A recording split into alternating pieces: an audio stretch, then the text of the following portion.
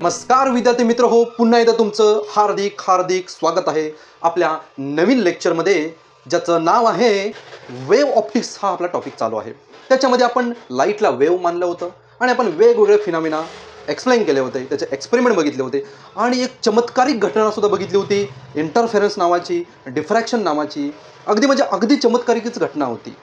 भोकांना light pass करायची आणि band बघायचा. दोन भोकांना लाईट पास करायची आणि बँड बघायचा. ब्राईट डार्क असं काहीतरी वेगळंच चमत्कारिक बघितलं होतं. त्याच चमत्काराचा आता आपण उपयोग करणार आहोत, ज्याच्यामध्ये आपण डिफ्रॅक्शन जे शिकलेलं आहोत त्याला पुढे आपण जरा कॅरी फॉरवर्ड करूया. तर आज आपल्याला काय शिकायचं आहे?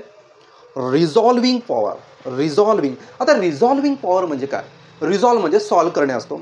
इमॅजिन करा, ही दोन बोट आहेत, दोनच आहेत ना, ही दोन बोट आहेत. तुम्हाला जर विचारलं, सांगा मुलांनो ही किती बोटं आहेत, तुम्ही म्हणाल सर ही दोन बोटं आहेत. ओके, समजा मी अजून लांब गेलो, किती बोटं आहेत? दोन बोटं आहेत. अजून समजा मी 50 मीटरवर जाऊन पार त्या गावाच्या वेशीवर जाऊन उभा राहिलो आणि विचारलं, सांग रे बाळा ही किती बोटं आहेत? तुम्ही म्हणाल एक आहे, कोण म्हणतील 4 आहे. कोणीही कन्फर्म सांगू शकत नाही की ही बोटं किती आहेत, कारण तुमचं अंतर वाढलं. याच्यातून एक लाईट येणार, या बोटावरून एक लाईट येणार आणि ह्या दोन वेव्ह एकमेकाला डिफ्रॅक्शन पॅटर्न करणार आणि थोडंसं तुम्हाला ब्लर दिसणार. आणि ह्या डिफ्रॅक्शनमुळे हे किती आहेत तुम्हाला समजू शकत नाही. जसं की तुमच्याकडे मोबाईल आहे. मोबाईलला तुम्ही फोकस करण्यासाठी तो पॉइंटर तुम्ही अपडाऊन करता आणि पॉइंटर अपडाऊन केलं की तुम्हाला जो पार्ट आहे तो क्लिअर दिसतो आणि त्याचा पार्ट आहे तो ब्लर दिसतो. हां, आता दाखवतो तुम्हाला व्हिडिओ. हे बघा, आता हा जो मार्कर दिसतोय तुम्हाला ब्लर दिसतोय, पण बोर्ड तुम्हाला क्लिअर दिसतोय. ओके, आता बघा आपला कॅमेरा ॲटोमॅटिक याला रिझॉल्व करेल. बघा, रिझॉल्व कर. हा बघा, आता काय केलं, माझ्या कॅमेऱ्याने या मार्करला रिझॉल्व केलं. अरे परत गेलं, रिझॉल्व केलं. सगळा फोकस केला कशावरती? या मार्करवरती. ओके, आता मार्करकडून येणारी जी प्रत्येक लाईट आहे त्याचा प्रत्येक पॉईंट तुम्ही डिस्टिंग्विश करू शकता की हा मार्कर आहे म्हणून. आता बोर्डवरचे शब्द बघू. पाठी बोर्डवर जे शब्द लिहिलेले आहेत वाचता येतात का? नाही, कारण तो डिफ्रॅक्शनमुळे हे जे रिझॉल्विंग लिहिलेलं आहे ते दिसत नाही. आता रिझॉल्व करतो. रिझॉल्व झाला का? झाला रिझॉल्व. याला म्हणतात रिझॉल्व करणे म्हणजे क्लिअर करणे. बघा, आपण एक्सपेरिमेंट पण करून दाखवतो. रिझॉल्व करणे म्हणजे क्लिअर करणे. काय क्लिअर करणे? तर हे जे दोन पॉईंट आहेत, दोन पॉईंट हे तुम्हाला क्लिअरली व्हिजिबल झाले पाहिजेत. म्हणजे एकमेकात असे मर्ज नाही झाले पाहिजेत. जसं आता तुम्हाला व्हिडिओ दाखवली त्याच्यामध्ये सगळे शब्द, हे वर्ड्स एकमेकात मर्ज झालेले. याच्याकडून येणारी लाईट, हे लाईटचा डिफ्रॅक्शन झालं, त्याच्यामुळे तो ब्लर दिसत होता. आणि लगेच आपण रिझॉल्व केला आणि दोन पॉईंट डिस्टिंक्ट दिसायला लागले, वेगवेगळे दिसायला लागले. म्हणून रिझॉल्विंग पॉवरचे डेफिनेशन बघा. ॲबिलिटी टू डिस्टिंग्विश म्हणजे सेपरेट करणे. ऑफ टू सेपरेट ऑब्जेक्ट, दोन सेपरेट ऑब्जेक्ट क्लिअरली आपल्याला डिस्टिंग्विश म्हणजे क्लिअर दिसले पाहिजेत, त्या ॲबिलिटीला बोलायचं रिझॉल्विंग पॉवर. मग तुम्ही बघितलं असेल आपले जे कॅननचा कॅमेरा, वेगवेगळे कॅमेरे असतात. तुमच्याकडे जो मोबाईल आहे कॅमेरा, याच्यामध्ये तुम्ही म्हणता ना काय क्लॅरिटी आहे, काय जबरदस्त क्लॅरिटी आहे फोटोची, असं बोलता ना वर्गामध्ये, काय क्लॅरिटी आहे फोटोची. ही क्लॅरिटी म्हणजे काय? रिझॉल्विंग पॉवर. जसं की आयफोनची रिझॉल्विंग पॉवर जबरदस्त आहे. फोटो काढलात तर दोन पॉईंट सेपरेटली क्लिअर दिसतात. पण आपल्यासारख्या गरिबाने जर फोटो काढला आणि त्याला झूम केला तर सगळं ब्लर दिसतं. का? दोन पॉईंट आपण डिस्टिंग्विश करू शकत नाही. त्याला म्हणतात रिझॉल्विंग पॉवर बोलतात. ओके, आता हे रिझॉल्विंग पॉवर कशावर डिपेंड असते माहिती आहे? Resolving power is depend upon angle theta. याच्यावरती रिझॉल्विंग पॉवर डिपेंड असते. समजा हे दोन डिस्टिंग्विश पॉईंट आहेत आणि इथून तुम्ही बघताय, इकडनं एक येणार आणि इकडून एक लाईट येणार. ओके, याच्यामधला जो अँगल आहे त्याच्यावरती हा रिझॉल्विंग पॉवर डिपेंड असतो. जेवढा छोटा अँगल असेल, जेवढा अँगल छोटा आणि तुम्हाला दोन पॉईंट क्लिअरली दिसत असेल तर त्याला बोलतात हाय रिझॉल्युशन. आणि समजा हे दोन पॉईंट खूप लांब आहेत आणि हा अँगल जर मोठा असेल तर समजा रिझॉल्विंग पॉवर कमी आहे. मग याला म्हणतात लिमिट ऑफ रिझॉल्युशन. आता लिमिट ऑफ रिझॉल्युशन म्हणजे काय? Minimum to visual angle between two object, दोन ऑब्जेक्टमधला कमीत कमी angle called as limit of resolution. Limit of resolution. समजा हे 2 पॉईंट तुम्हाला बघायचे असतील. ओके, इथून बघितलात नाही क्लिअर दिसत, इथून बघितलात नाही क्लिअर दिसत, इथे आलात मग तुम्हाला दिसायला सुरुवात झाली. कारण हा जो अँगल आहे ना, अँगल हा वाढत वाढत वाढत वाढत गेला. पहिला हा मोठा अँगल होता, सॉरी छोटा अँगल होता. बघा हा छोटा अँगल होता, इथून इथे गेलात अँगल वाढला. अँगल वाढला म्हणून तुम्हाला क्लिअर दिसायला लागला. ही झाली तुमची limit of resolution. Limit of resolution आहे, limit of resolution is reciprocal of resolving power.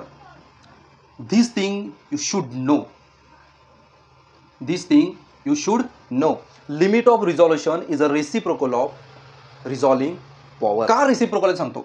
जेवढा अँगल छोट्यामध्ये तुम्हाला क्लिअर दिसत असेल तेवढी रिझॉल्विंग power high.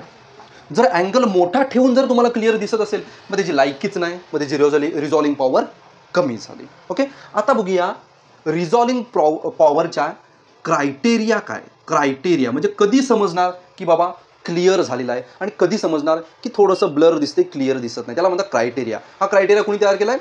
Scientist ray lie criteria for resolution. ठीक आहे, रिझॉल्विंग पॉवर समजलं. आता पण रेलाय या सायंटिस्टने काही क्रायटेरिया बनवला. क्रायटेरिया म्हणजे एक नियम बनवला. काय नियम बनवला? तो म्हणतो कधी रिझॉल्व झालं बोलायचं आणि कधी रिझॉल्व झालं नाही, म्हणजे क्लिअर कधी आणि अनक्लिअर कधी, हे तुम्हाला समजणार कसं. ओके, आता लाईट ही वेव्ह आहे माहिती आहे. लाईट वेव्ह आहेत म्हटल्यावर त्यांचा क्रेस्ट आणि ट्रप आला, यांचा क्रेस्ट आणि ट्रप आला, बरोबर. आणि 2 क्रेस्टवर क्रेस्ट आले तर ब्राईट लाईट दिसणार. एक क्रेस्ट आहे आणि दुसरा ट्रप आले, एकत्र आले तर ते एकमेकाला गायब करणार, म्हणजे तिथं डार्क दिसणार. आता जी लाईट आहे, जो आपण डिफ्रॅक्शनमध्ये पॅटर्न बनवलेला, आठवते डिफ्रॅक्शनमध्ये पॅटर्न बनवलेला, हे बघा असा डिफ्रॅक्शनमध्ये पॅटर्न बनवला होता असा. याला काय म्हणतात? सेंट्रल मॅक्झिमा बोलतात. सेंट्रल मॅक्झिमा बोलतात. इथं ब्राईट लाईट असते, इथं अंधार असतो. याला काय म्हणतात? First minima. First minima. इथे जसा फर्स्ट मिनिमा आहे तसा इथे पण फर्स्ट मिनिमा आहे. त्याच्यानंतर हा सेकंडरी मॅक्झिमा, त्याच्यानंतर हा सेकंडरी मिनिमा, असा Maxima minima, Maxima minima, bright light dark light, bright light dark light, असा पॅटर्न भेटतो. त्याचा आपण हा इंटेन्सिटीचा ग्राफ काढलेला आहे. कसला ग्राफ आहे मित्रांनो? इंटेन्सिटीचा ग्राफ आहे. तसंच आपण इंटेन्सिटीवरून तो रिझॉल्व झाला आहे की नाही ते कसं ओळखणार? तर अकॉर्डिंग टू रेलाय त्याचं म्हणणं काय, आपण अनरिझॉल्व म्हणजे ब्लर, क्लिअर नाही, हे कसं ओळखायचं? आता बघा, आता हे 2 ऑब्जेक्टचे ग्राफ, इथं सिंगलचा होता, 2 डॉट आहेत, हे 2 डॉट, त्याची लाईट इथं आली, त्याचा ग्राफ तयार झाला. दुसरी लाईट आहे, त्याचा ग्राफ इथं तयार झाला. 2 पॉईंट आहेत, त्याचा 2 पॉईंटचा हा डिफ्रॅक्शन पॅटर्न आहे. आता बघा, एका ऑब्जेक्ट म्हणजे एका पार्टिकलचा हा मिडल लाईन म्हणजे हा सेंट्रल, ही मिडल लाईन म्हणजे सेंट्रल मॅक्झिमा. अगं बाई टक टक टक टक टक टक टक, हा सेंट्रल मॅक्झिमा एका पार्टचा. हा दुसरा टक टक टक टक टक टक टक टक, हा सेंट्रल मॅक्झिमा दुसऱ्याचा. ओके, या दोघातला डिस्टन्सला एस बोलूया.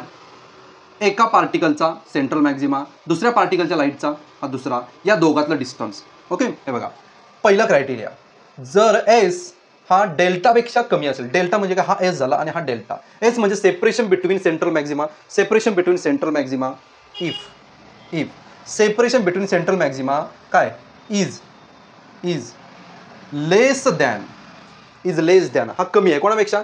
Central maxima. आता ह्या दोघांपैकी एक सेंट्रल मॅक्झिमा, मी समजा हा घेतला, हा central maxima and first minima. इथून फर्स्ट मिनिमा, याचा फर्स्ट मिनिमा कुठं आहे? इथं आहे, हा बघा, याला मी डेल्टा घेतला.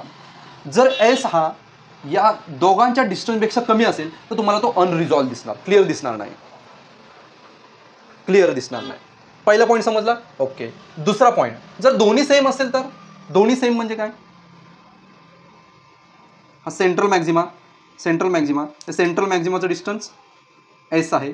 त्याच्यानंतर central maxima and first minima, ह्याचा हा सेंट्रल मॅक्झिमा, हा फर्स्ट मिनिमा, आणि हे